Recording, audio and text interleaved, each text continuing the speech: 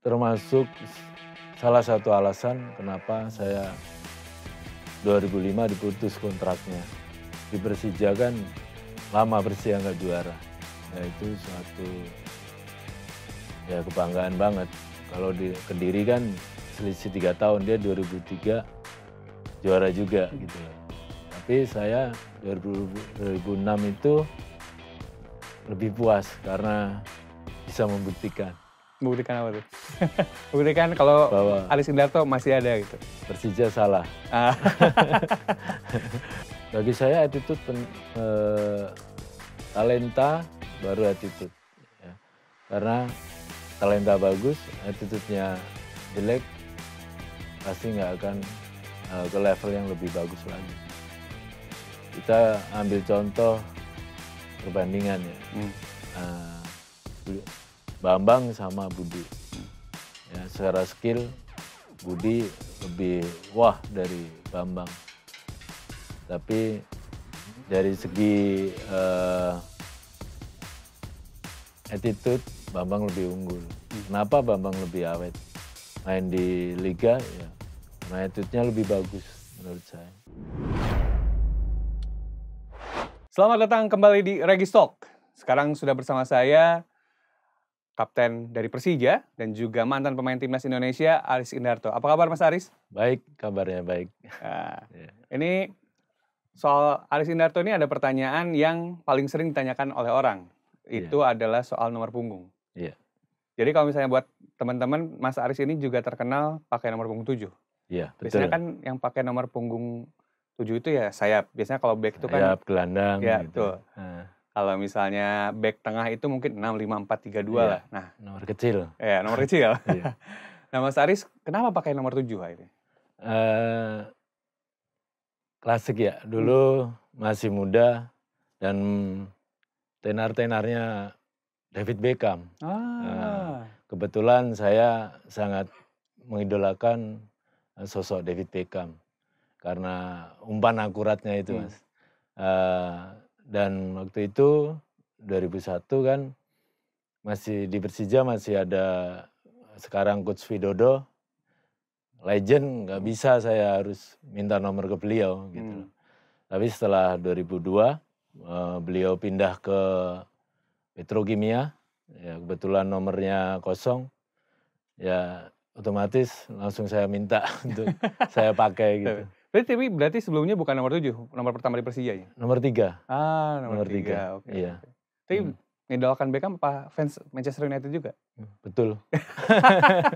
Berarti udah ketebak berarti ya, arah pembicaraannya.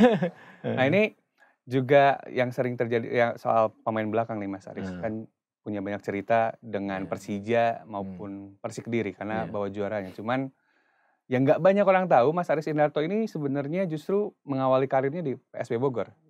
Iya, waktu itu saya di Diklat Ragunan, ya waktu itu PSB Bogor, mengikuti Piala Suratin ya usia 17 untuk persiapan.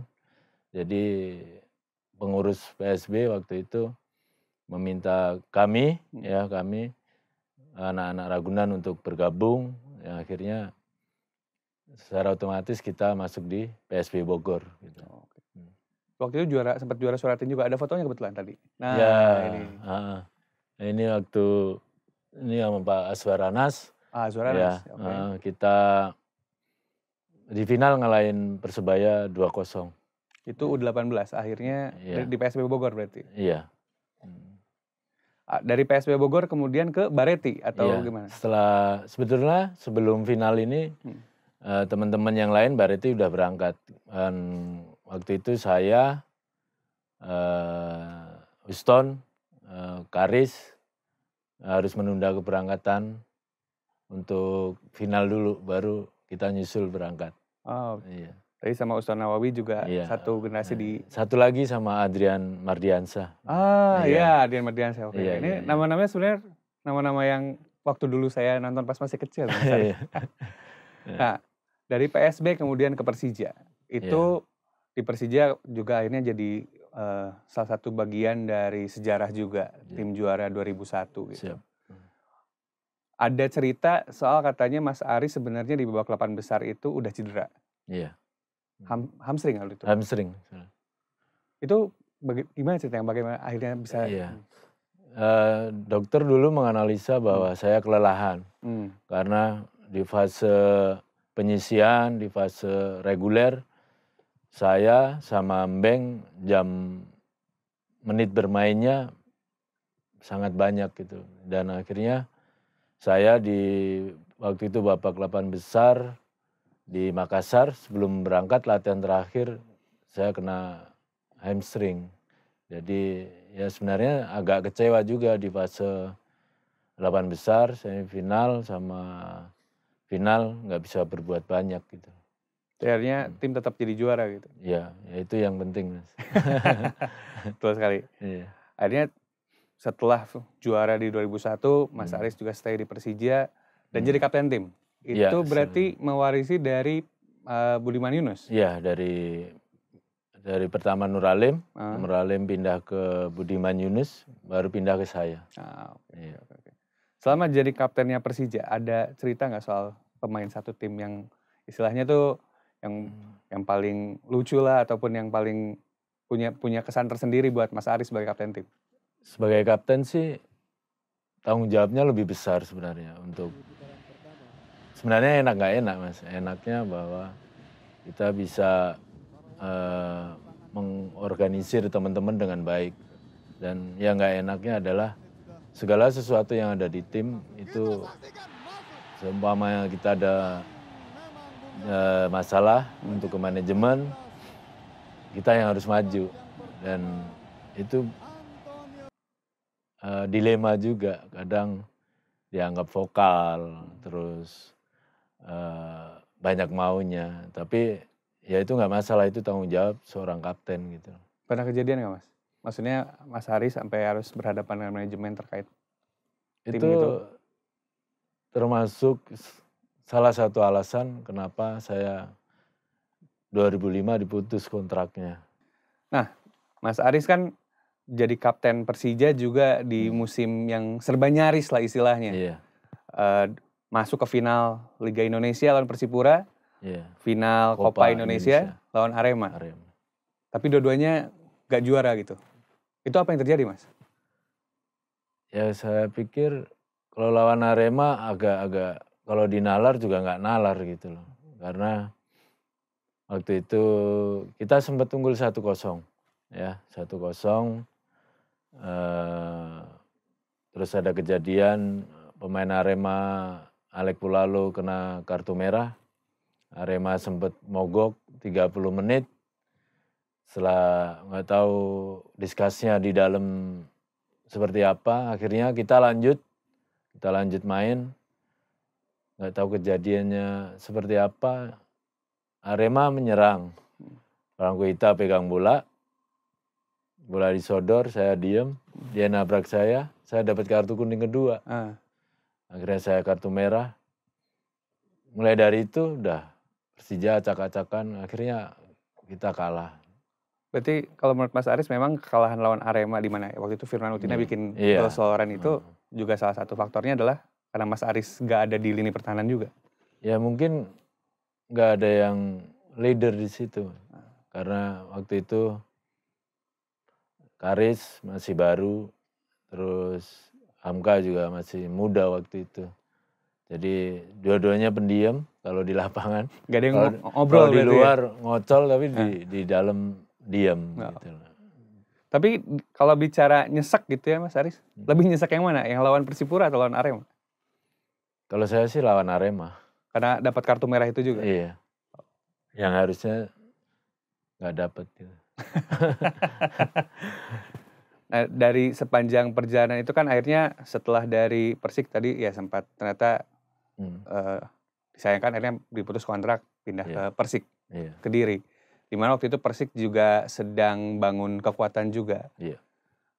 Apa yang kemudian akhirnya memilih Persik Kediri untuk tujuan selanjutnya? Sebenarnya itu bukan pilihan, Mas. Karena saya diputus kontrak juga nggak tahu. Karena waktu itu kan kompetisi libur, menunggu panggilan lagi untuk persiapan liga berikutnya, saya itu iseng-iseng nonton TV, acara olahraga, highlights gitu kan. Saya lihat Persija udah latihan. Saya Sementara bilang, tapi Mas Aris gak dipanggil gitu? iya, nggak tahu. Terus saya nanya, dan ternyata saya nggak diperpanjang. Terus saya ke Jakarta untuk kemas-kemas, untuk kemas-kemas barang balik. Tapi belum tahu mau kemana. Terus waktu itu saya nelpon teman saya di Kediri, ada sekarang Coach Dwi Priyo yang Dwi Priyo Utomo berarti. Iya. Gimana Kediri masih ada ini nggak? Gitu. Terus dia bicara sama manajer waktu itu Iwan Budianto ya. Terus tahu-tahu Mas Iwan telepon gitu. Kamu beneran diputus sama Persija? Iya Mas. Ntar dulu saya telepon Pak Manila dulu gitu. Masa kamu diputus kontraknya? Gitu. Karena beliau bicara juga bahwa sejak lama Pak Maskut wali kota pengen saya ke Kediri. Terus beberapa saat Mas Iwan telepon lagi, oh iya suruh datang, ya akhirnya deal. Ya alhamdulillah, karena itu termasuk terlambat. Karena kompetisi udah mau mulai. Udah mau mulai? Iya, agak stres juga. Gitu. Nah, karena sama-sama juara di dua tim ini gitu Mas Aris. Yang membedakan apa antara ketika juara 2001 dengan Persija dengan waktu juara di Persik di tahun itu? Kalau rasa bangga sih sama ya. Cuma di Persija kan lama Persija nggak juara. Ya itu suatu ya kebanggaan banget. Kalau di Kediri kan selisih 3 tahun, dia 2003 juara juga gitu loh. Tapi saya 2006 itu lebih puas karena bisa membuktikan. Membuktikan apa tuh? Membuktikan kalau bahwa Aris Indarto masih ada gitu. Persija salah. Oke. Tapi kan akhirnya setelah dari Persik, Mas Aris pun balik lagi ke Persija berarti. Iya. Itu kenapa juga tuh? Salah satu perannya adalah waktu itu Bung Ferry ya. Bung Ferry dulu dari Bogor, sebenarnya dari Bogor ke Persija juga referensinya Bung Ferry untuk Persija menarik saya. Dan Bung Ferry waktu itu juga minta saya langsung ke Kediri, balik aja ke Persija gitu. Ya sudah, balik lagi. Okay. Nah, sepanjang karir Mas Aris nih kan ya Persija, terus juga Persik, terus lanjut sempat di PSIS Semarang juga. Siapa tandem yang paling ngerasa klop gitu kalau bermain di lini belakang? Sebenarnya tandem yang paling klop waktu di Persija di 2004 sebenarnya. Sama-sama pekerja keras, tipenya sama ya. Jet Donald ala. Itu yang dirasa paling klop. Oke. Jet Donald ternyata. Saya tadi ngarepnya Mas Aris itu bakal jawab antara Toyo, Budiman Yunus, atau misalnya ya Robi di Persik. Tapi ternyata jawabannya Jet Donald, menarik juga. Iya. Karena beda formasi. Beda formasi. Kalau masih 2001 masih 352. Waktu itu berarti tiganya tuh Mas Aris, saya, Jet, sama Toyo? Bukan. Saya, Toyo, Warsidi. Warsidi ya. Iya. Kalau yang 2004 udah pakai 442. Jadi pakai 2 center back. 2 center back. Iya. Oke. Iya. Waktu di Persik itu back udah 4 itu juga. 352 juga. 352 juga. Iya. Saya, Leonardo Guterres, sama Suroso. Suroso nomor 6 berarti. Iya.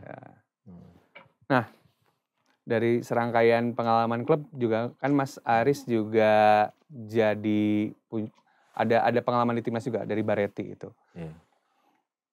Itu kan juga akhirnya banyak sekali pemain dari Bareti yang dapat karir yang bagus juga di liga. Itu kalau menurut Mas Aris fenomena tersebut tuh kenapa tuh?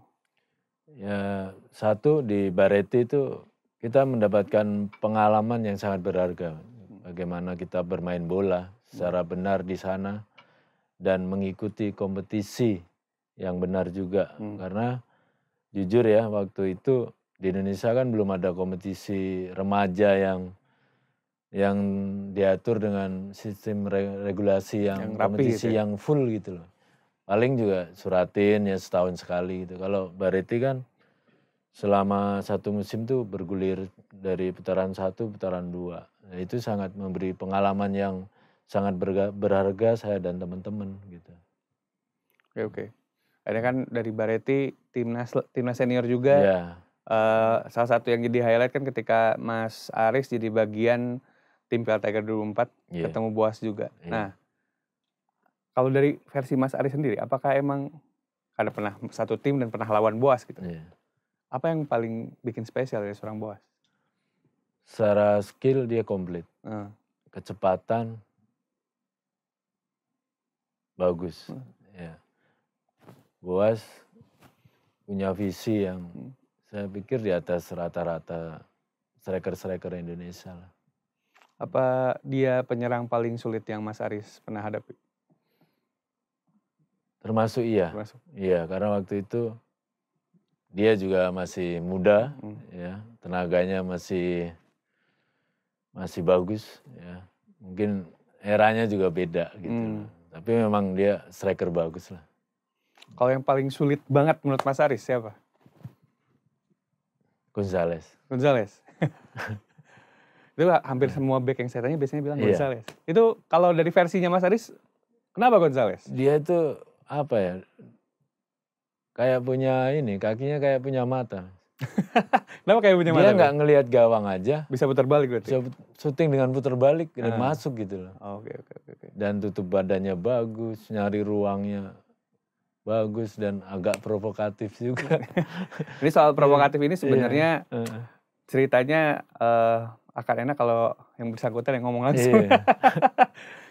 Karena sebenarnya Gonzales itu termasuk yang provokatif juga ya, Mas Aris. Iya. Kalau di lapangan tuh dan itu termasuk di ini, dia tuh nggak 100%. Setiap pertandingan. Iya, di latihan pun sampai serius berarti ya. Iya.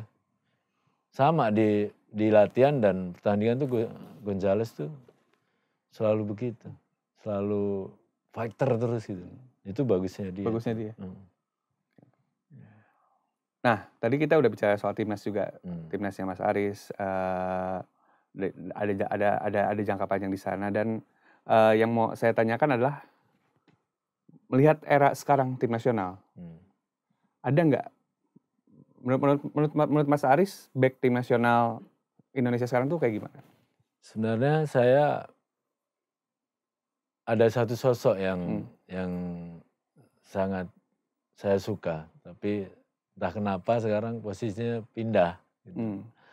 Itu anaknya teman saya juga, si Sugiantoro, si Rahmat Irianto. Ya. Dulu waktu dia jadi stopper, wah ini bejo banget ini. Si Sugiantoro banget ya. Kita tahu bahwa Sugiantoro juga pemain yang komplit gitu. Tapi setelah itu kok pindah ke gelandang bertahan gitu. Sebenarnya saya suka banget sama Rahmat Irianto. Suka banget. Karena mirip bapaknya banget gaya mainnya. Iya, bagus. Interceptnya bagus, skillnya komplit gitu loh. Tapi kalau secara keseluruhan nih Mas Aris, perkembangan timnas dari zaman Mas Aris main sampai sekarang tuh, apakah perkembangannya emang baik atau seperti apa?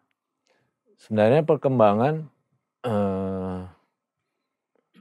selalu berubah-ubah karena kalau menurut saya ya, sesuatu itu dibangun dengan planning yang panjang.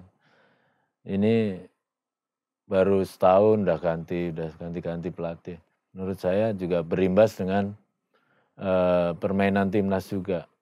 Karena pasti beda satu pelatih dengan pelatih yang lain, kemauannya beda-beda. Ya saya pikir harus lebih bersabar juga, nggak ada hasil yang instan gitu. Berarti kendalanya adalah karena ada proses yang terjadi tapi nggak diselesaikan gitu. Iya. Nah, bicara soal proses juga, Mas Aris mungkin berbeda dengan kebanyakan pemain profesional lain yang akhirnya jadi pelatih, tapi pelatihnya di level usia dini. Kalau Mas Aris di usia dini, kalau yang lain kan lebih milih jadi pelatih di klub gitu. Iya. Karena saya merasa agak cukup jarang akhirnya pemain emang serius menekuni di akademi gitu ataupun di usia muda. Kalau Mas Aris sendiri kenapa akhirnya milih di sana? Satu mungkin kesempatan belum ada, Mas. Yang kedua, saya berpikir bahwa teman-teman seangkatan saya semuanya berpikir untuk karir. Karir itu adalah megang klub Liga 1, klub Liga 2. Nggak ada yang berpikir adik-adik kita ini mau dikemanain gitu loh. Karena saya berpikir bahwa ini pondasi kita. Anak-anak ini, adik-adik kita ini pondasi kita, bahwa kita harus latih secara benar gitu. Karena saya melihat di turnamen, di kompetisi usia dini, cara bermainnya hanya memburu gol, Mas. Ya, kenapa mereka nggak diajarkan cara bermain yang benar gitu. Toh di SSB kita menghasilkan pemain, bukan menghasilkan prestasi, bukan menghasilkan tim yang bagus gitu. Toh mereka nanti keluar dari SSB kan membawa nama masing-masing, bukan membawa nama SSB kita. Mereka harus berkarir sendiri secara individu. Kenapa kita nggak bekali mereka dengan cara bermain mereka yang benar, ya, terus attitude yang benar, dan semua itu kan pondasi buat sepak bola. Itu yang menjadi tujuan saya sekarang, itu mencetak usia dini yang bagus. Oke, berarti kendalanya kalau misalnya mengacu pada apa yang tadi diungkapkan oleh Mas Aris gitu, berarti kan memang ada istilahnya ada yang nyangkut di sana berarti. Iya. Itu yang juga jadi salah satu masalah buat perkembangan sepak bola kita juga berarti. Iya, karena ya itu kalau kita berpikir hanya di level klub, level timnas, usia dininya nggak diperhatikan, gimana klub sama timnasnya main bagus, kalau sedangkan dari bawah mereka nggak diajarkan bermain sepak bola yang benar dan bagus gitu. Ini Mas Aris udah terlibat di berapa SSB nih untuk yang tadi dibicarakan soal keterlibatan di usia muda?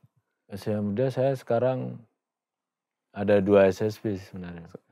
Di Isa Marzuki Badriawan sama SSB Tunas Jakarta. Di situ sama berarti Mas Aris berupaya untuk mengembangkan pemain muda Indonesia. Iya. Yang juga gak cuma bagus secara skill tapi juga attitude-nya juga. Attitude. Nah, bicara soal attitude, ini kan juga sering jadi masalah klasik juga ya Mas Aris ya. Pemain muda Indonesia yang bagus tapi pas senior gak jadi, ya mungkin tidak memenuhi ekspektasi yang diberikan kepada dianya gitu. Itu salah satu faktornya attitude juga. Ya, bagi saya attitude talenta baru attitude. Ya. Karena talenta bagus, attitude-nya jelek, pasti nggak akan ke level yang lebih bagus lagi. Kita ambil contoh perbandingan ya. Bambang sama Budi.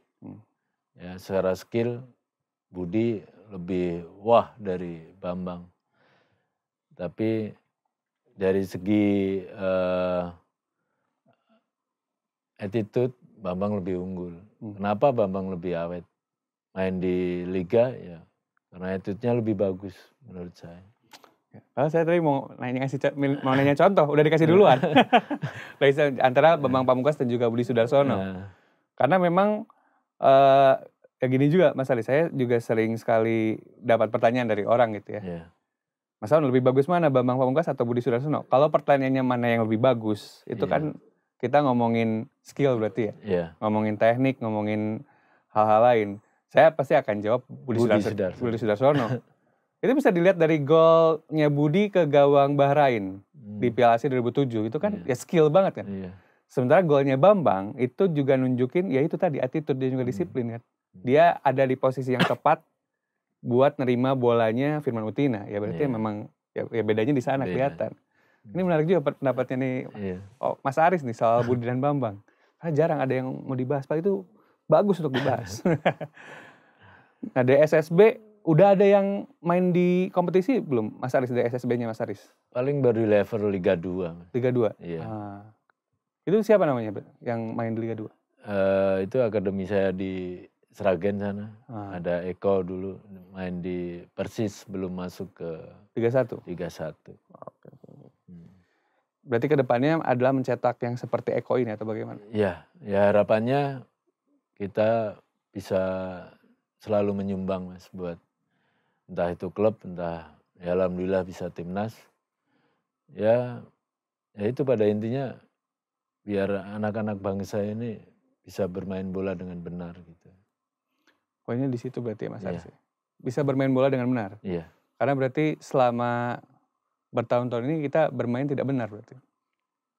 Ya garis besarnya seperti itu usia dini. Karena ya nggak jarang juga pelatih selalu untuk itu ya gol entah apa yang dilakukan. Dari jauh suruh tendang masuk ke gawang gitu. Nggak memikirkan prosesnya bahwa main tuh dari kiper, dari pemain belakang, main tengah, dan nanti ke depan. Ya prosesnya yang diabaikan gitu loh. Yang sering terjadi adalah prosesnya yang diabaikan. Iya.